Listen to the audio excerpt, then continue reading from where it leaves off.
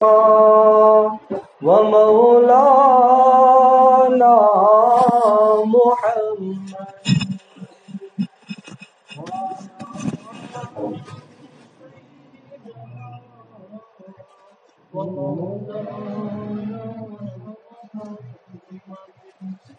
محترم بھائیوں، بزرگوں، دوستوں، السلام علیکم ورحمۃ اللہ وبرکاتہ۔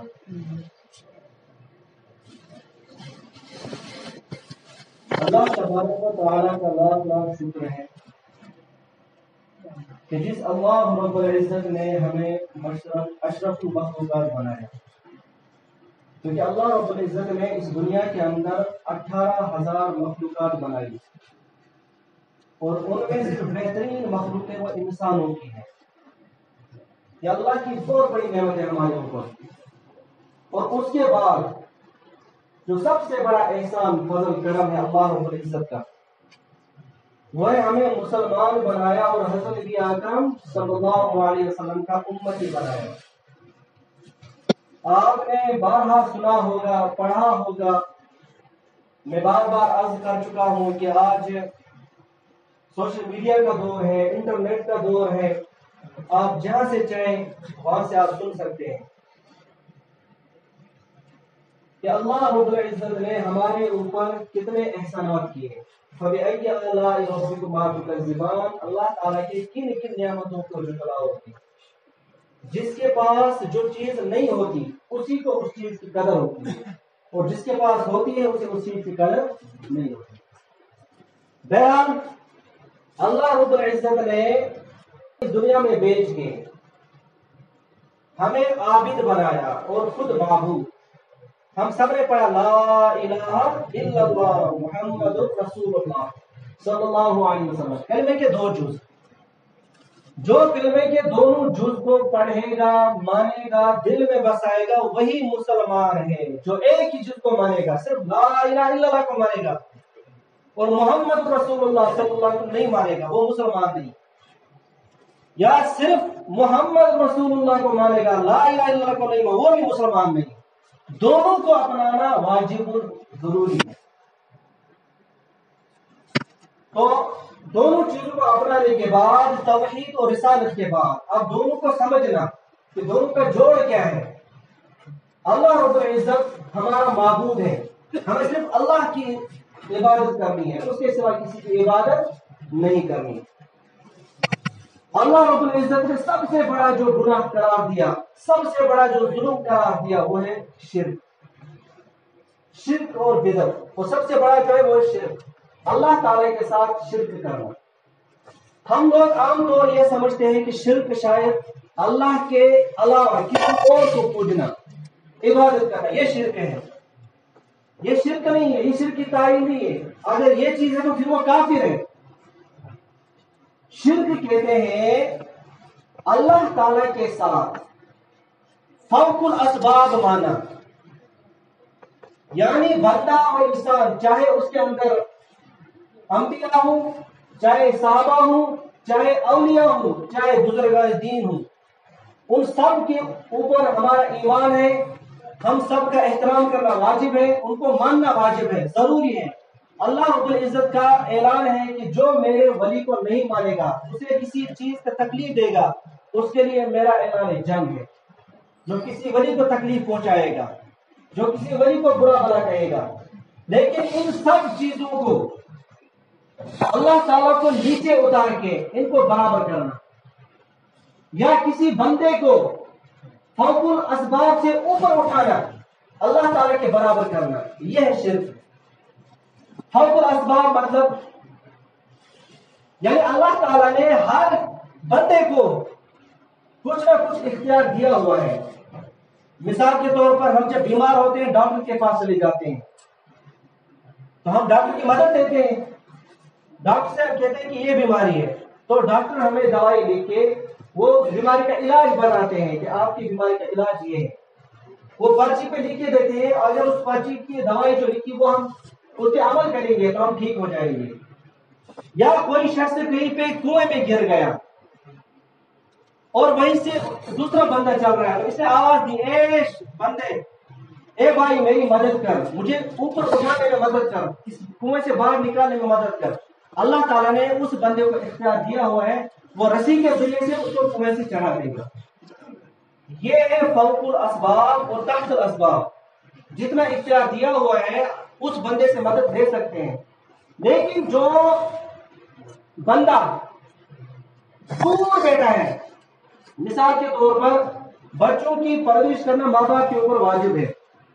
بچہ گھر میں ماں سے کھانا مانگتا ہے، اے میری اما جان مجھے کھانا دے، مجھے میرے بات وائن کا اشماغا ماج بات، یعنی کہ یہ مدد ان کی پرشر نہیں۔ اللہ تعالیٰ نے اس کو اختیار دیا ہے، اس ماں کو اختیار دیا ہے کھانا کھانے کا، کھانا دینے کا۔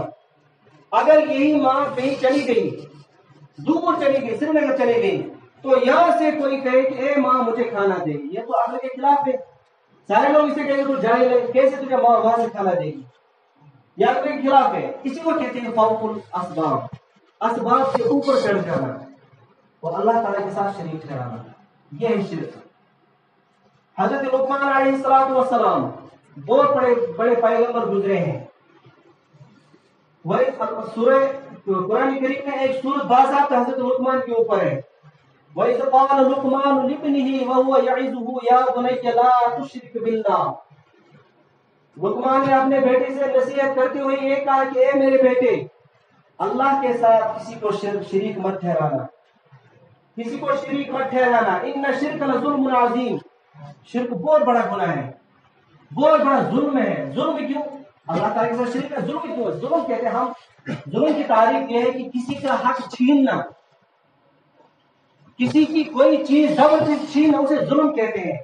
کسی کو ناحق مارنا، اسے ظلم کہتے ہیں۔ تو شرک ظلم کیسے ہوا؟ یہ اس طریقے سے ظلم ہوا کہ عبادت خاص اللہ تعالیٰ کے ساتھ خاص ہے، عبادت میں صرف اللہ تعالیٰ کی کرنی ہے۔ ہم کسی اور کے سامنے جھکے، کسی اور کو مانے، یہ شرک اس لیے بڑا ظلم قرار دیا گیا ہے۔ ان الشرک لظلم عظیم، یعنی کہ باپ اپنے بیٹے کو اللہ تعالیٰ کی عظمت سمجھا رہے ہیں، اللہ تعالیٰ کی وحدانیت سمجھا رہے ہیں، اللہ تعالیٰ کی بڑائی سمجھا رہے ہیں۔ تو اللہ تعالیٰ نے فوراً بیٹے سے کہا وَوَصَّيْنَا الْإِنسَانَ بِوَالِدَيْهِ، میں نے انسان کو اپنے والدین میں وصیت کی، اپنے والدین کے بارے میں وصیت کی۔ حَمَلَتْهُ أُمُّهُ وَهْنًا عَلَىٰ وَهْنٍ وَفِصَالُهُ فِي عَامَيْنِ أَنِ اشْكُرْ لِي وَلِوَالِدَيْكَ، کہ آپ کو اپنی ماں نے اپنے پیٹ میں رکھا 9 مہینے، اس کے بعد 2 سال آپ کو دودھ پلایا، کتنی مشقتوں میں، اتنا بڑا احسان آپ کی ماں نے آپ کے اوپر کیا۔ خاص یہاں پہ ماں کا تذکرہ کیا، وَهْنٍ عَلَىٰ وَهْنٍ وَفِصَالُهُ فِي عَامَيْنِ أَنِ اشْكُرْ لِي وَلِوَالِدَيْكَ۔ ان سب چیزوں کے بعد انشکر لی، میرا شکر کرو، اللہ تعالیٰ کہہ رہے میرا شکر کرو، وَلِوَالِدَيْكَ، اور اپنے والدین کا شکر کرو۔ میں نے آپ کی پرورش کی، میں نے ذریعہ بنایا آپ کے ماں باپ کو، تحت الاسباب، اسباب کے تحت۔ وَإِن جَاهَدَاكَ عَلَىٰ أَن تُشْرِكَ بِي مَا لَيْسَ لَكَ بِهِ عِلْمٌ، اگر آپ کا باپ، اگر آپ کی ماں آپ کو زبردستی کرے کہ تم شرک کرو اللہ تعالیٰ کے ساتھ، زبردستی کرے، وَإِن جَاهَدَاكَ عَلَىٰ أَن تُشْرِكَ بِي مَا لَيْسَ لَكَ بِهِ، اور آپ کے پاس کوئی دلیل بھی نہیں ہے اس کو ماننے کی، فَلَا تُطِعْهُمَا، ان کی پیروی مت کرو اس بات میں، ایسے والدین کی بات مت مانو مگر صرف اس بات میں کہ وہ آپ سے کہے اللہ تعالیٰ کے ساتھ کسی کو شریک ٹھہراؤ۔ فَلَا تُطِعْهُمَا، ساتھ ہی کہا وَصَاحِبْهُمَا فِي الدُّنْيَا مَعْرُوفًا، مگر اس والدین کے ساتھ دنیا میں رہو، ان کی خدمت کرو، یہ نہیں کہا کہ اس ماں باپ کو چھوڑ دو۔ کتنی بڑی عظمت والدین کے بارے میں اللہ تعالیٰ نے کہا، اور جس کا باپ، جس کی ماں مسلمان ہو، اس کی عظمت کیا ہوگی۔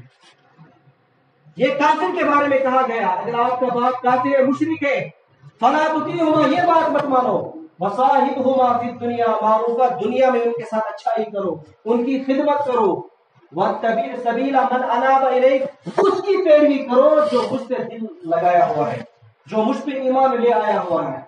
ثُمَّ إِلَيَّ مَرْجِعُكُمْ فَأُنَبِّئُكُم بِمَا كُنتُمْ تَعْمَلُونَ، آپ سب کو میری طرف لوٹ کے آنا ہے، اور اس دن پتہ چلے گا کون حق پہ تھا اور کون غلط۔ شرک اتنا بڑا ظلم ہے۔ اور حضرت نوح علیہ السلام کے بارے میں آپ نے پڑھا کہ حضرت نوح علیہ السلام نے 900 سال تک اپنی قوم کو دعوت دی، لیکن 40 آدمیوں نے ایمان لایا۔ جب حضرت نوح کی قوم نے انہیں بہت ستایا حد ہو گئی، تو پھر حضرت نوح نے دعا کی، قال نوح رب انہم عصونی واتبعوا من لم یزدہ مالہ وولدہ الا خسارا، اے میرے رب میری قوم نے میرا نہیں مانا، مجھے اذیتیں دی، اس لیے ان کے اوپر کوئی عذاب نازل کر دیا۔ وقالوا لا تذرن آلہتکم ودا ولا سواعا ولا یغوث ویعوق ونسرا، اس وقت بہت بڑے 5 بت ہوا کرتے تھے، ان کی وہ پرورش کرتے تھے۔ اصل میں بت کون تھے؟ شیطان کی کتنی بڑی چال ہے، حضرت آدم علیہ السلام کے 5 بیٹے تھے، یہی ود، سواع، یغوث، یعوق، نسر، یہ 5 ان کی اولاد تھی، لیکن دیندار تھے، بہت بڑے عابد تھے، ان کی چلتی تھی، ان کا پھوک، ان کا تعویذ سب کچھ چلتا تھا، لوگوں کے دلوں میں ان کی عقیدت تھی۔ جب وہ اس دنیا سے چلے گئے، شیطان آئندہ وقت میں آ گیا، کہا کہ ان کی تصویر بناؤ، گھر میں رکھو تاکہ ان کی یاد تازہ رہے۔ اس لیے حدیث میں آیا کہ جس کے گھر میں تصویر، جس کے گھر میں کتا، جس کے گھر میں جنب یعنی گندا انسان ہو، اس میں فرشتے داخل نہیں ہوں گے۔ ان کی تصویر بناؤ، جب تصویر بنائی گئی پھر وہ آگے چلتی رہی، ان کی نسل در نسل آ گئی، پھر شیطان نے ان کے دل میں ڈالا کہ آپ ان کی مورتیاں بناؤ، آپ ان کی پوجا کرو، اور انہوں نے اپنی اولاد کو نصیحت کی، وقالوا لا تذرن ودا ولا سواع، اے ہمارے اولادوں کبھی نہیں چھوڑنا ود، سواع یا یعوق، کبھی نہیں چھوڑنا، ان کی ہمیشہ پوجا کرتے رہنا۔ اور اللہ تعالیٰ نے پھر اس قوم کو برباد کر دیا۔ اب وہی چیزیں آج ہمارے معاشرے میں آ گئی۔ ہم اولیاء اللہ کو ماننا ضروری ہے، انہوں نے دین کے لیے کیا کیا، انہوں نے کیسے دین ہمارا تبلیغ اس کشمیر میں، ہمارے کشمیر میں کیسے پہنچایا۔ حضرت میر کبیر سید علی حمدانی رحمۃ اللہ علیہ کشمیر میں آئے، سات و سادات لے کر آئے، کشمیر دین لے کے آئے، لیکن انہوں نے جو کیا، ان کی جو تعلیم تھی، کیا ہم اس پر ہیں؟ نہیں۔ ہم صرف ان کی زیارت پہ جا کے وہاں پہ ظلم کرتے ہیں، شرک کرتے ہیں، بہت بڑا شرک کرتے ہیں، اور ہمیں پتہ بھی نہیں چلتا کہ ادھر جائے کیا ہوا۔ جانا ٹھیک ہے، قبرستان پہ جایا کرو، آخرت یاد آئے گی، نیک انسان کے قبروں پہ جایا کرو، ان کی دین یاد کیا کرو، ان کی قربانیاں یاد کیا، قبر یاد آئے گی، لیکن ان کی پوجا مت کیا کرو، وہاں پہ شرک مت کیا کرو۔ یہی تو وہ قوم کیا کرتی تھی، ان قوموں کو بت بنایا، ان کی پوجا کرتے رہے، اور آج کی پرستش، بت کی پرستش، ان تمام چیزوں کو پوجنا یہ شرک ہے، یہ کفر ہے، اور یہی چیزیں آج ہمارے معاشرے کے اندر آ گئی۔ بڑی دکھ کے ساتھ یہ کہنا پڑتا ہے کہ پرسوں ہمارے یہاں ہر کنٹری میں ایک شاید فائنل تھا، فٹ بال کا فائنل تھا، لیکن کھیل کود ٹھیک ہے، کھیل کود کی وجہ سے سارے نوجوان کھیل کود کی طرف آتے ہیں، یہ منشیات سے دور رہتے ہیں، برے کاموں سے دور رہتے ہیں، جو آرگنائز کرتے ہیں ان کو مبارکباد ہے کہ وہ نوجوانوں کو اس طرف لے آتے ہیں، ٹھیک ہے، لیکن اس چیز سے ہم اپنے دین کو چھوڑ دیں، شرک کریں، یہ گناہ ہے، اس کو ہم برداشت نہیں کر سکتے۔ جب وہ فائنل ہوا تھا، انہوں نے وہاں پہ وہ ایک مشال جلایا، وہ مشال کیا ہے؟ کیونکہ کافی لوگ آگ کی پرستش کرتے ہیں، جب وہ کوئی اچھا کام کرتے ہیں، کوئی بڑا فنکشن کرتے ہیں، اور انٹرنیشنل لیول پہ جب کوئی میچ ہوتا ہے وہ آگ جلاتے ہیں، مشال جلاتے ہیں، پھر سارے اس کے پیچھے چلتے ہیں، یہ ہے شرک۔ کھیل کود کے نتیجے میں، کھیل کود کے بہانے لوگوں کو شرک کی طرف دعوت دینا، اور آج ہمارے معاشرے کے اندر یہ چیز آ گئی۔ بس میں سوشل میڈیا پہ دیکھ رہا تھا، ہماری ہائر سیکنڈری کے اندر وہ مشال کرایا گیا، اور ساری پوری ٹیم اس کے پیچھے چلتے رہی، یہ شرک ہے، اور کسی نے دھیان بھی نہیں دیا۔ کھیل کود ٹھیک ہے، لیکن اس کے بہانے شرک کی طرف آنا، ان شرک کو روک تھام کرنی ہے۔ خاص کر والدین کے اوپر ذمہ داری ہے کہ ان چیزوں پہ اپنے بچوں کو روکیں۔ ہمارا معاشرہ کہاں جا رہا ہے؟ پرسوں ایک فائنل ہوا والی بال کا، میں نے پہلے ہی کہا ان کو مبارکباد جو وہ آرگنائز کرا رہے ہیں، کیونکہ سارے نوجوان اس کی طرف آ رہے ہیں، خراب بات سے الگ ہو رہے ہیں، منشیات سے دور ہو رہے ہیں، کھیل کود میں لگے ہوئے ہیں، دن رات محنت کر رہے ہیں کھیل کود کے لیے، مقابلہ کرنے کے لیے، ہونا چاہیے، لیکن پھر اس کی آڑ میں شرک کرنا، بدعت کرنا، یہ گناہ ہے، اس چیز کو روکیں۔ والی بال کا فائنل ہوا، اس میں کیا ہوا کہ اس والی بال کو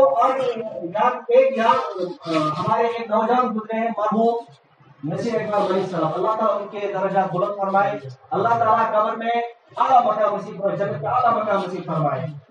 ان کے نام پہ ٹورنامنٹ آرگنائز ہوا. جب فائنل تھا تو اس فائنل میں ڈانس کرایا گیا. آپ کسی مرحوم کے نام پہ کوئی ٹورنامنٹ آرگنائز کرا رہے ہیں, اس کی یاد میں کرا رہے ہیں. اب آپ کے اوپر فرض یہ ہے کہ سارے نوجوان جتنے بھی نوجوان ہیں ان کے منہ سے کم 10 کلمات پڑھائیں تاکہ ان کے درجات بلند ہو جائیں. حدیث ہے کہ قبر میں جو مردے ہوتے ہیں, جس طرح ہم غذا کے لیے تڑپتے ہیں, یہ عیسائی ثواب کے لیے تڑپتے ہیں. قبر میں رہتے ان کے اوپر سارے ثواب دینا, کچھ کلمات بھیج کے ان کے اوپر سارے ثواب کرنا, یہ فرض ہے. اور جب کسی مرحوم کے نام پہ ٹورنامنٹ آرگنائز ہوا, پھر وہاں پہ ڈانس ہوا, وہ برا کس کو چلا گیا؟ یعنی کہ نہ اچھا کرنے کے بجائے ہم نے برا کیا اس کے ساتھ, ہمیں اس کو قبر میں بھی عذاب پہنچایا. اگر آپ نے ٹورنامنٹ کیا تھا پھر کچھ کلمات پڑھنے تھے, اگر یہ بھی نہیں کم سے کم ڈانس بھی نہیں کرانا تھا, وہاں پہ وہ گناہ اس کو نہیں پہنچانا تھا, قبر میں عذاب دیا ہوگا اس نے اس ڈانس کی وجہ سے.